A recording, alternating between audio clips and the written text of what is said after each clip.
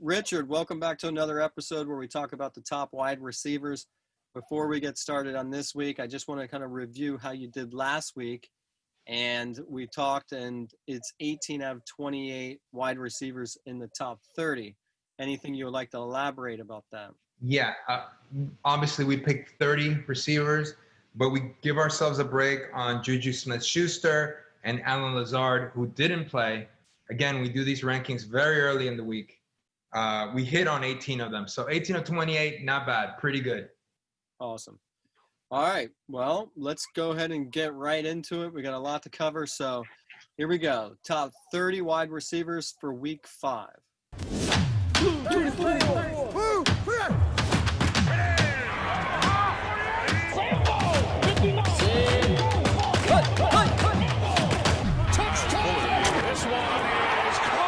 Number 1, we have DK Metcalf. Ryan, who leads the league in receiving yards? DK Metcalf, who's tied with Stefon Diggs for 403 yards. He's Russell Wilson's favorite receiver. I just like the way he plays. He plays strong. He plays tough. He's a deep threat. He's not afraid to take a hit. So love DK Metcalf this year. And number 2, we have Tyreek Hill. And Hill scored a touchdown every game. But we're still waiting for that big game where, he puts together 150 receiving yards and maybe 2 touchdowns. Maybe that'll be this week. But we have him at number 2. Number 3, DeAndre Hopkins at the New York Jets.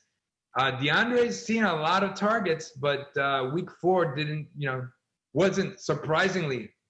make the top 30. So we expect him to rebound, and we expect that to just be an anomaly. At number 4, Tyler Lockett, another guy who had a very bad week against the Dolphins. But this week he's home against Minnesota. We expect him to rebound. That's an offense that passes a lot. Hold on. I definitely want to say 2 Seattle receivers in the top 5. You got to explain. It's Russell Wilson and that offense. I mean, they pass. He passes a lot. And he has 2 guys that he likes to target, even though last week Moore also got some passes. But DK Metcalf and Tyler Lockett are his guys. Russell Wilson doesn't spread the ball out as much as, say, Patrick Mahomes or even Dak Prescott. So these are his 2 guys. So I have him firmly entrenched in our top 5. Number 5, we have Amari Cooper, home against the Giants.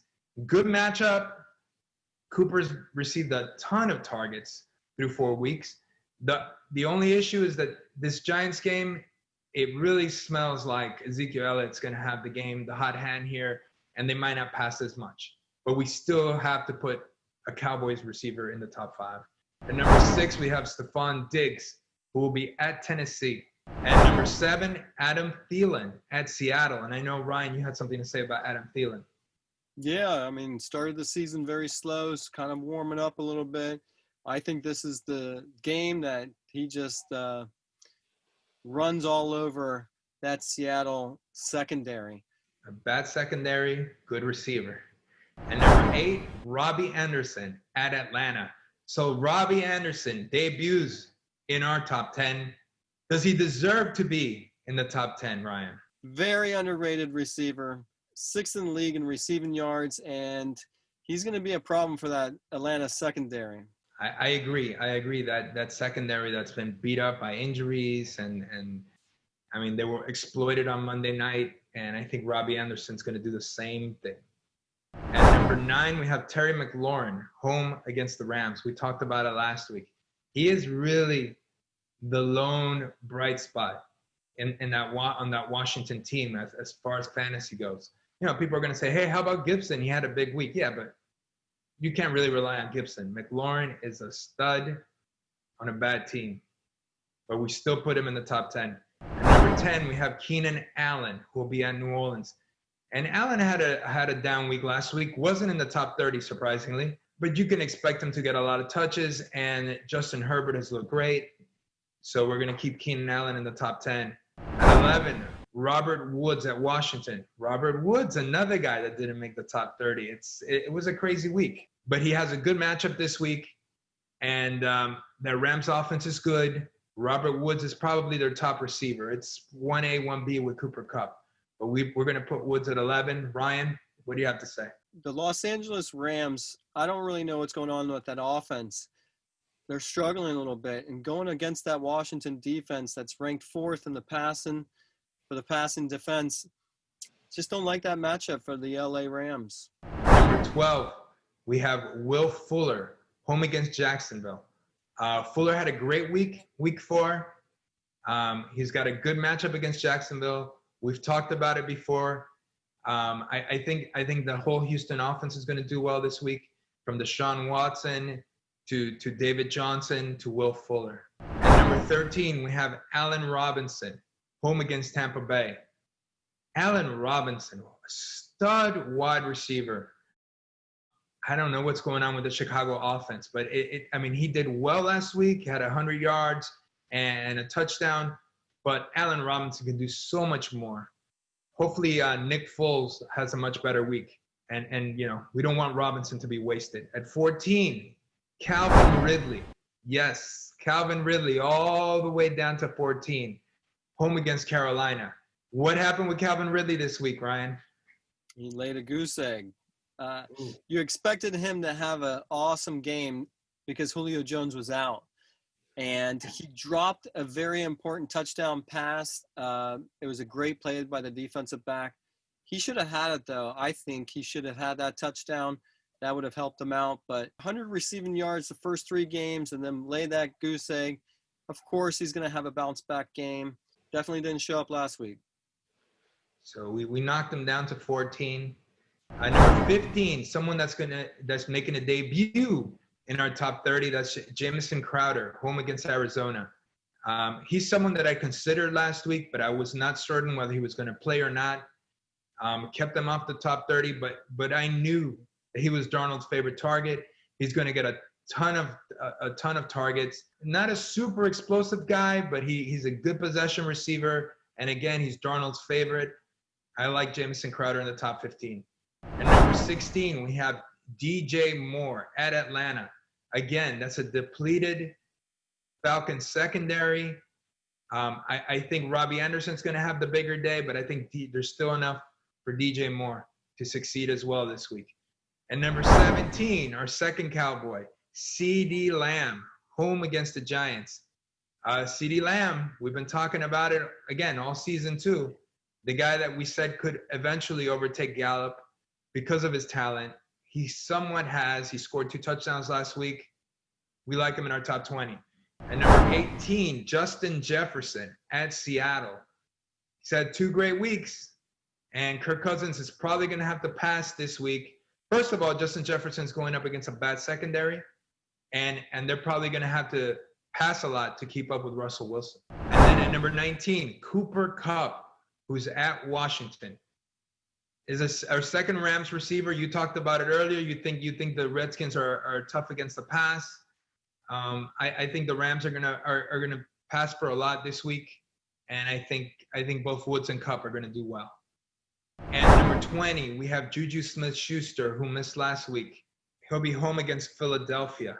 What do you think about JuJu, Ryan? He's been quiet all season. I think this is the week that he's going to move up those rankings. You got him at 20. I think he's going to be much higher. I think that when you have a layoff like that, an experienced quarterback is going to help kind of get that team going. And I think JuJu Smith-Schuster is going to be the beneficiary. I agree there. I think Ben's going to have a good week. Odell Beckham is at 21. He'll be home against Indianapolis. He was the number 1 receiver last week. We had him in the top 20. We knew he was going to play against the Cowboys. We know how bad the Cowboys are. That's how bad that secondary is. And Odell Beckham had the game of his season so far. But now we got him down to 21. Why? Because he's playing Indianapolis, a good defense. And Cleveland is a team that doesn't like to pass for very much. Understand, Baker Mayfield passed for like 150 yards. That's it. But Odell Beckham received like 80 of those yards, and then he had like a 50-yard run. At number 22, we have Marquise Brown, home against Cincinnati. It's a good matchup, but again, Marquise Brown, super talented, but he's on an offense that doesn't pass very much. So, but is this the week he gets that long touchdown pass, right? When everybody's covering the run, trying to stop Lamar Jackson from running, and Lamar Jackson just throws it over the top, this could be the week. At number 23, Tyler Boyd at Baltimore. He's becoming Joe Burrow's favorite target. Cincinnati, if anything, is starting to look better on offense. They're probably going to give up a lot of points, so they're probably going to have to keep up with Baltimore, and Tyler Boyd could make an impact here. At number 24, DJ Chark at Houston. He did well last week. He had his best week so far, week 4, and now he plays against a Houston defense that's, suspect. So I like him in our top 25. At number 25, a guy I love, DeVante Parker, who will be at San Francisco.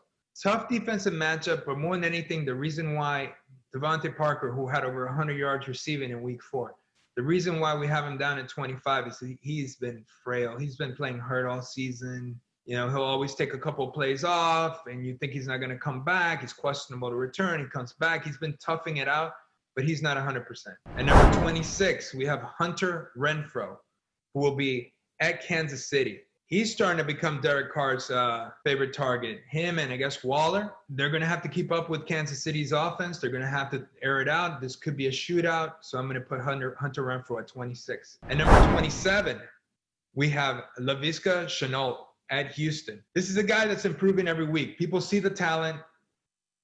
He's been like everybody's like, sleeper pick from the beginning. Everybody thinks he's going to break out. Everybody thought he was going to break out against the Dolphins. He finally had a pretty decent week in week 4. He gets carries as well. I like him in my top 30.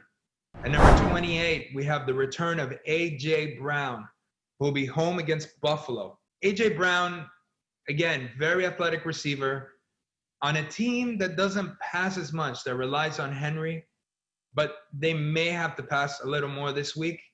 I know Ryan thinks so, so I'm putting A.J. Brown at 28. At 29, T. Higgins at Baltimore. We have our second Cincinnati receiver. Cincinnati, Joe Burrow, passing it well. T. Higgins was in the top 30 this week. I think he's going to be in the top 30 next week as well. At number 30, we have Scotty Miller. Had to include a Tampa Bay receiver since we didn't put Mike Evans in this group in our top 30 because he may not play on Thursday night. We're going to put in Scotty Miller. Scotty Miller has been in the top 30 the last 2 weeks, and we failed to include him. We're going to include him this week. It's Tom Brady, and we need to put in a Tampa Bay receiver, even though it's a tough matchup. Thanks for sharing your top 30 wide receivers for week 5. I like your lineup this week. There's not too many things that stick out to me. The only thing I would add is obviously we don't know what's going to happen with COVID this week or, some injuries. So you never know what's going to happen. But I appreciate you coming on here and sharing your top 30 wide receivers. And I hope that you have a good fantasy week. Good luck. We'll see you next week. Good luck to all our viewers. And like always, the biggest compliment I can give you is that you're giving a lot of feedback. You're replying to everybody that comments in the videos comment section. So I want to give you a shout out, Richard. So thank you for helping all those people that watch this video. Give them some suggestions. So thanks.